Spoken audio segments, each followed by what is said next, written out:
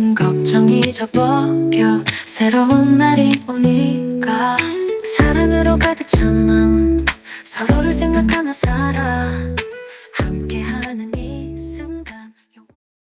철학자 키에르케고르는 세상 사람이 누리는 기쁨과 하나님을 믿는 사람, 곧 신앙인이 누리는 기쁨의 차이를 이렇게 비교하며 설명하고 있습니다. 캄캄한 시골길에 한 농부가 등불을 켜놓고 마차를 몰고 간다고 하자. 등불을 켜들고 캄캄한 밤에 마차를 몰고 간다면 이제 그 등불을 통해서 바로 발 앞에 있는 위험을 면할 수 있고 또 발 앞에 있는 것들을 볼 수 있는 그런 상태에서 길을 달려갈 것이다. 그러나 이렇게 등불을 켜들고 발 앞에 있는 것만 볼 수 있는 사람은 저 하늘에 반짝이는 그 수많은 별들을 바라볼 수는 없는 것이다. 사랑하는 여러분, 우리는 어느 쪽이라야 하겠습니까? 밤하늘에 수놓인 많은 별들을 보면서 우리 인생의 길을 달려가야 하지 않겠습니까? 아니면 눈앞에 있는 등불을 켜놓고 요 앞만을 바라다보면서 요 앞에 펼쳐지는 것들 때문에 마음이 쿵당쿵당 두근반 세근반 하면서 살아가는 인생의 길을 걸어가야 하겠습니까? 키에르케고르는 말합니다. 마치 이 세상적인 기쁨이라고 하는 것은 등불을 켜고 마차를 모는 것과 같다. 그러나 하나님을 아는 신앙인의 기쁨은 칠흑과 같은 어둠 속에서도 높은 하늘까지 바라다보며 그 영롱한 빛을 즐기며 세상을 사는 것이다. 다윗 왕은 신앙인입니다. 정치가로서, 군인으로서, 시인으로서 파란만장한 인생을 살지만 아무리 어렵고 힘든 인생을 산다고 할지라도 하나님을 믿는 신앙인으로서의 그 믿음의 끝만은 끝까지 놓치지 않고 살았습니다.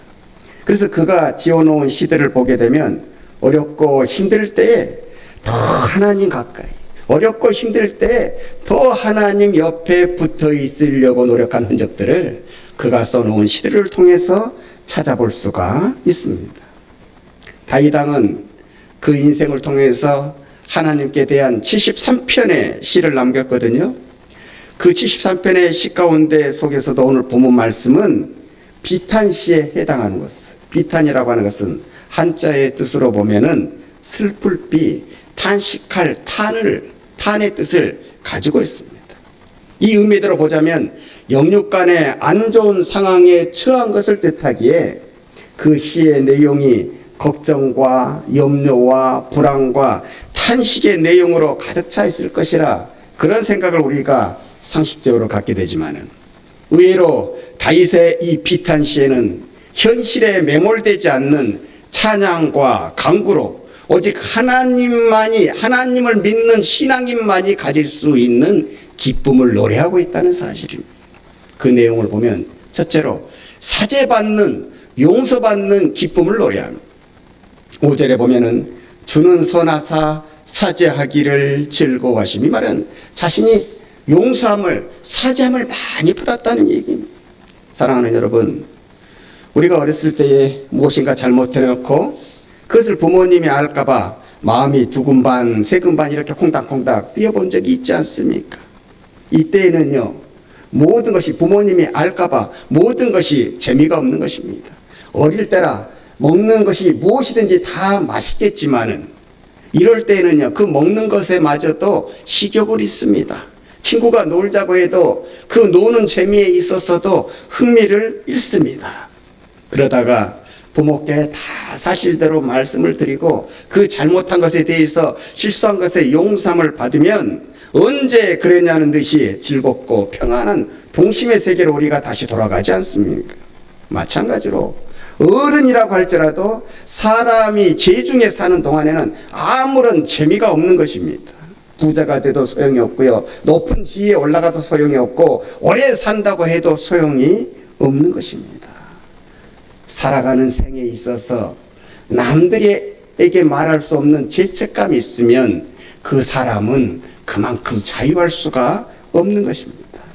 그러다가도 하나님께서 내 모든 죄를 용서해 주실 때 이 죄를 용서받는 기쁨에 세상의 모든 것이 다시 보이고 다시 재해석되어 보이고 살만한 세상으로 보이게 되는 것입니다. 아시다시피 다윗 왕은 훌륭한 사람이기는 하지만은 그것은 결과론적인 얘기고 그가 그 자리에 올라가기까지 그 수준에 돌아가기까지 그 인생의 편력을 보면 참으로 많은 죄를 지었던 사람입니다. 여자를 통해서도 죄를 지었고요. 간접의 살인도 저지르게 되었고요. 알고도 지은 죄도 있지만은 모르고도 지은 죄가 있습니다. 그래서 하나님께서 선지자를 통하여서 그의 죄를 책망하실 때 내가 얼마나 무서운 죄를 지었는지 아니? 그렇게 알려주셨을 때에 그는 그 죄를 지었다는 죄책함에 그리고 그 죄를 그렇게 지을 수밖에 없었던 자신의 연약함과 부족함에 스스로가 용납이 되지 않았던 적도 있었습니다. 이런 그이지만은 하나님 앞에 나가서 엎드리고 긍휼하심을 받았을 때에 하나님께서 그를 불쌍히 여기시고 그의 모든 죄를 사하여 주셨을 때에 그는 뛸 것과도 같은 용서받는 참된 기쁨을 누렸던 것입니다.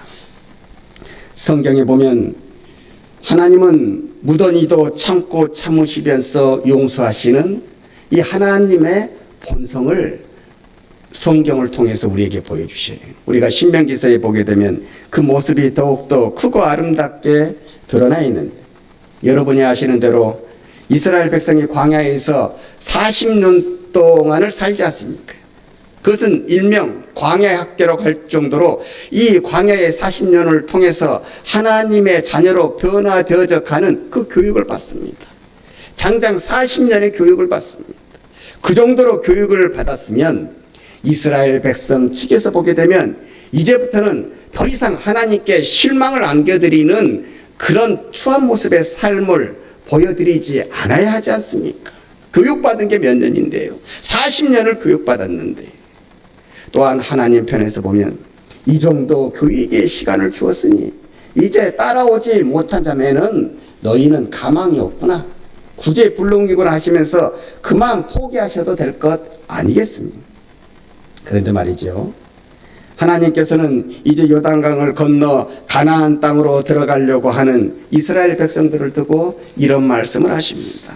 저 백성들, 오늘은 지금은 나를 신뢰하고 나에게 충성을 다한다고 하지만은 얼마 지나지 않아 그들이 잘 살고 평안해지면 또 나를 배신하게 될 것이야. 나를 힘들게 될 것이야. 곧 이스라엘의 백성의 배신을 하십니다. 또다시 당신의 마음을 아프기시게 할 그런 존재라고 하는 것도 아십니다. 그런데 말이죠. 이 모든 것들을 다 아시면서도 저런 인간들이기 때문에, 저런 부족한 사람들이기 때문에, 저런 연약한 사람들이기 때문에 내가 너희를 버리겠다. 내가 너희와 함께 하겠던 그 약속을 저버리겠다. 그렇게 말씀하지 않으셨다는 사실입니다.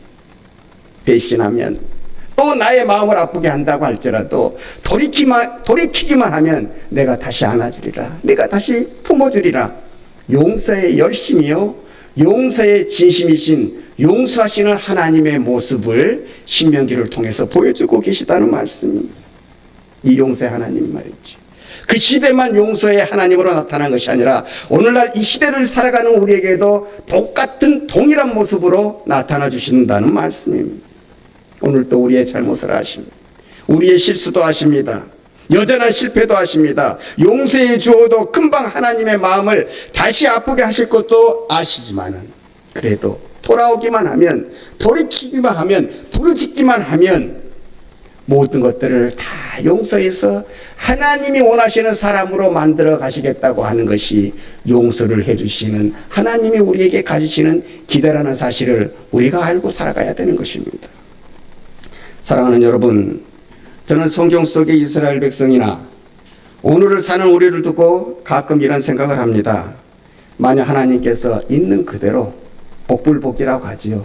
눈에는 눈, 이에는 이, 받은 대로, 당한 대로 다 돌려주셨다고 하셨다면 우리가 실수를 하고 죄 지을 때마다 그때그때 다 심판하시는 그런 하나님의 모습으로 우리에게 나타나셨다고 한다면 이스라엘 백성이나 우리나 지금껏 이 세상에 남아있는 사람은 하나도 없을 거라고 말해요.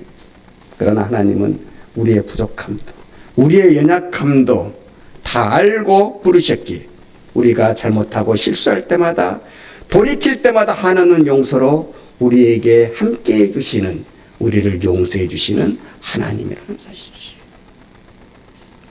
하나님이 하시는 용서는 그래서 전적인 용서입니다. 뒤끝이 없는 용서인 거예요. 용서한다고 하면서 과거의 잘잘못을 하나하나 끄집어내며 과거에 이렇게 네가 실수하고 이렇게 잘못했으니 이후에도 또 이런 실수를 범할지 누가 알겠느냐, 의심의 눈초리를 여전히 가지고 마저못해 용서하는 그런 용서가 아닙니다.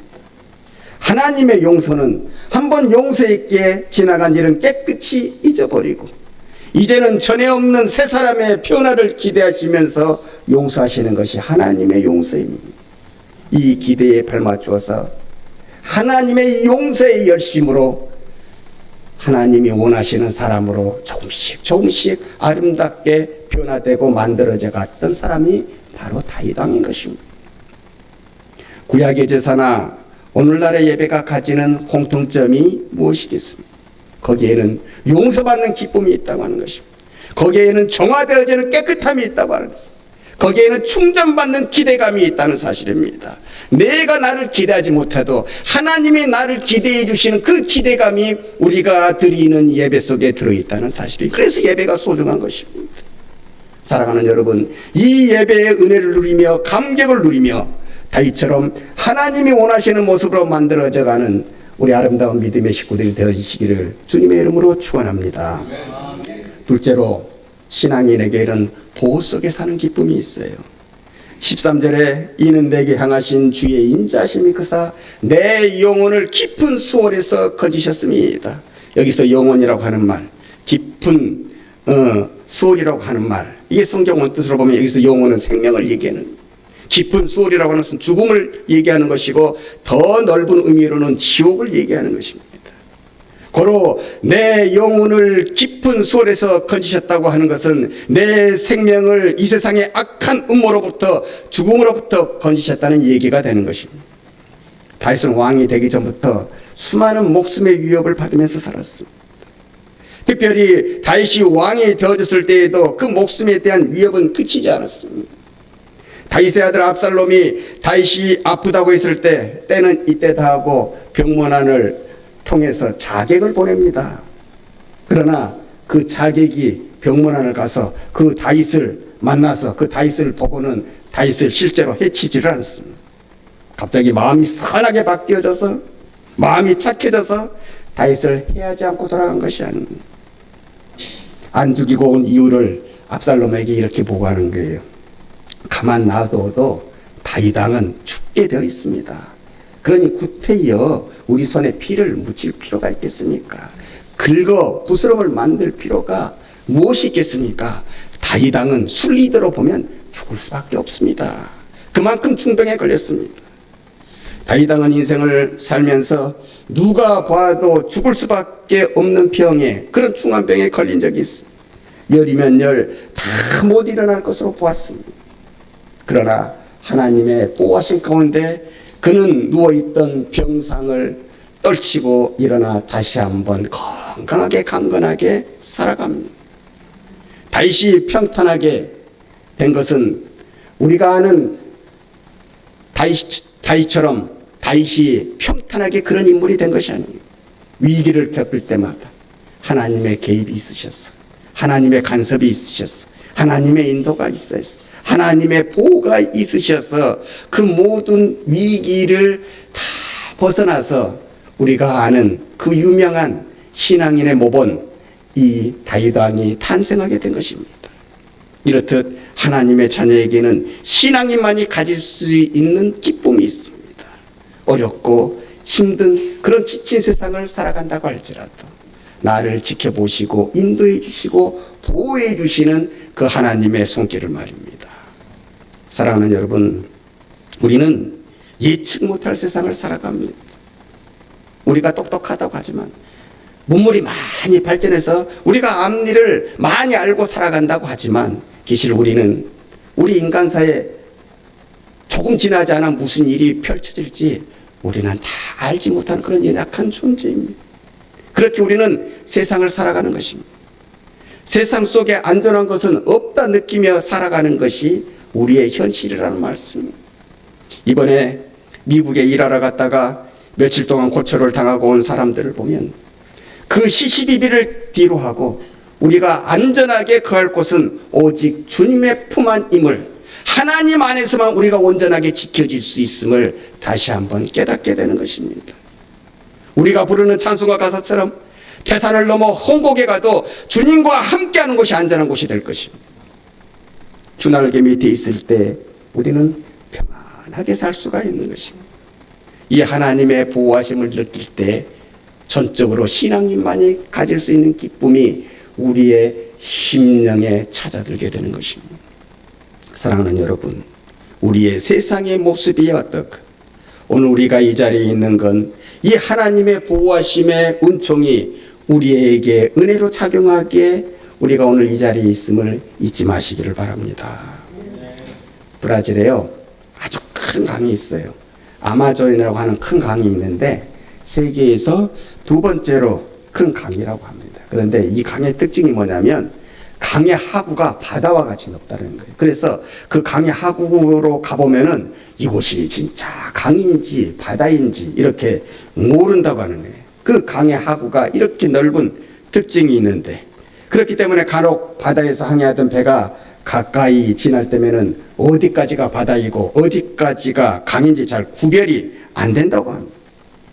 이 아마존 강에 얽힌 이야기가 있어요.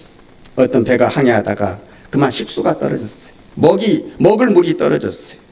그래도 마침 자신들이 아마존강 근처를 지나고 있는 것을 알기에 식수를 얻어가려고 그 방향으로 키를 돌렸습니다.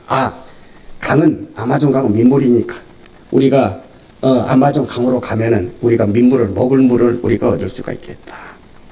그나저나 아무리 가고 가도 어디까지가 바다이고 어디까지가 강인지 도통 모르겠다는 게 문제입니다.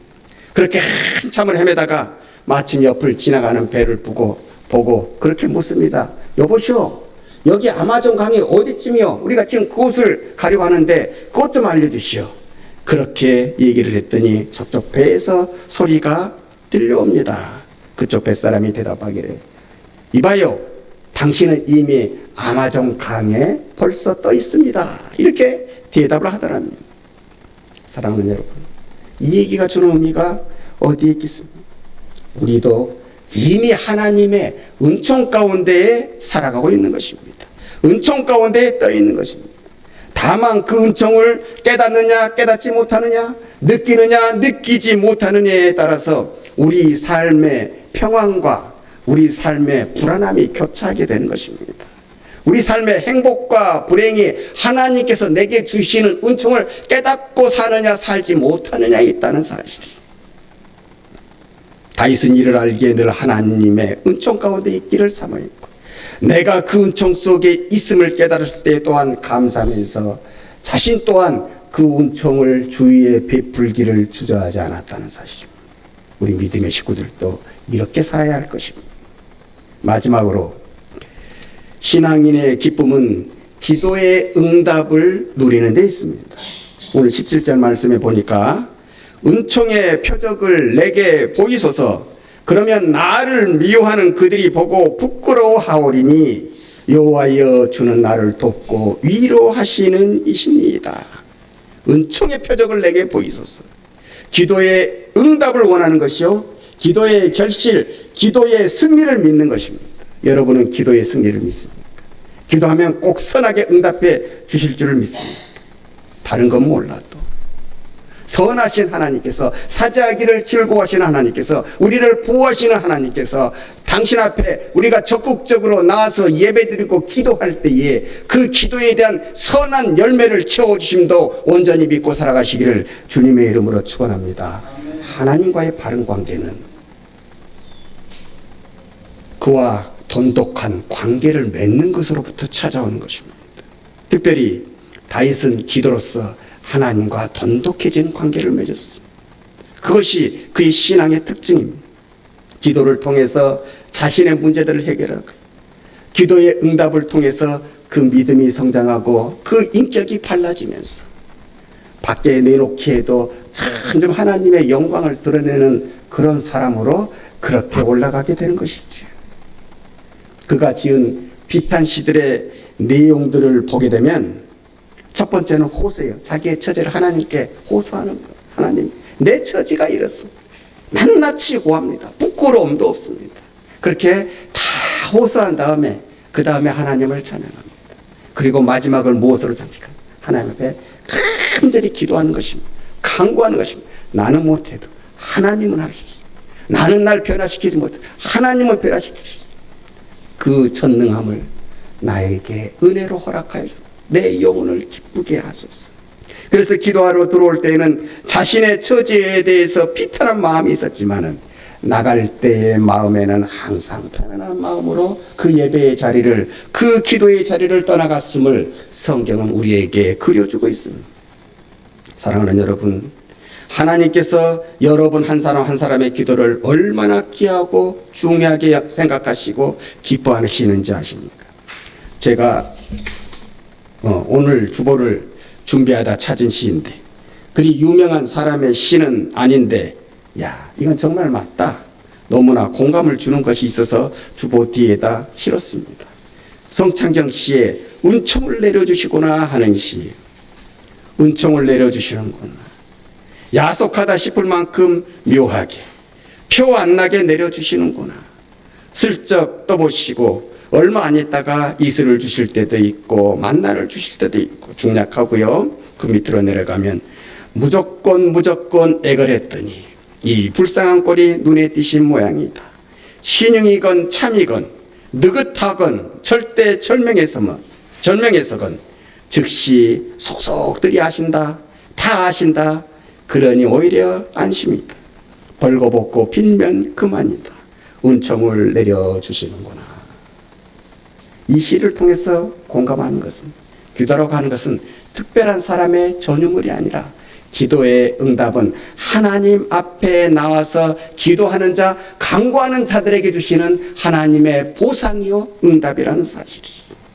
그렇게 나오는 우리를 기뻐하셔서 만복의 복을 내리시는 분이 우리 하나님이십니다. 하나님의 자녀는요, 이 세상을 살며 신앙생활하며 다른 것은 누리지 못해도 괜찮습니다. 그러나 오늘 성경 말씀에 나오는 것처럼 제사함의 기쁨을 느껴야 할 것입니다. 하나님의 보호하심을 그 인생 가운데 느껴야 할 것입니다.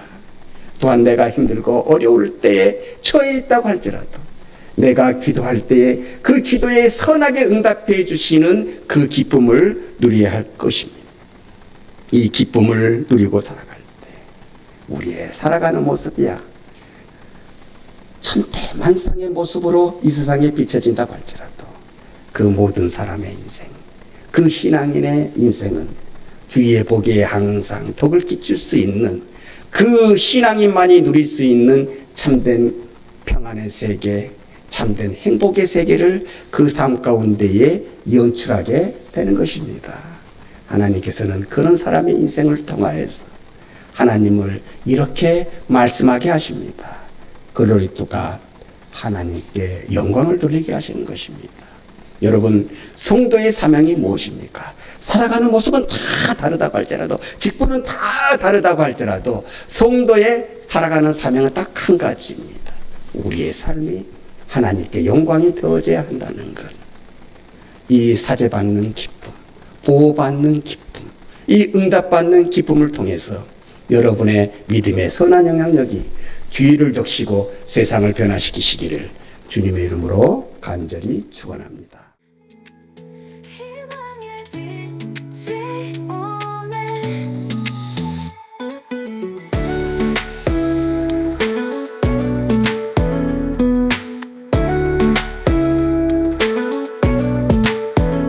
작은 기적 큰 기도 우리가 함께 만들어 마음 깊은 곳에서 뜨거운 마음 느껴봐.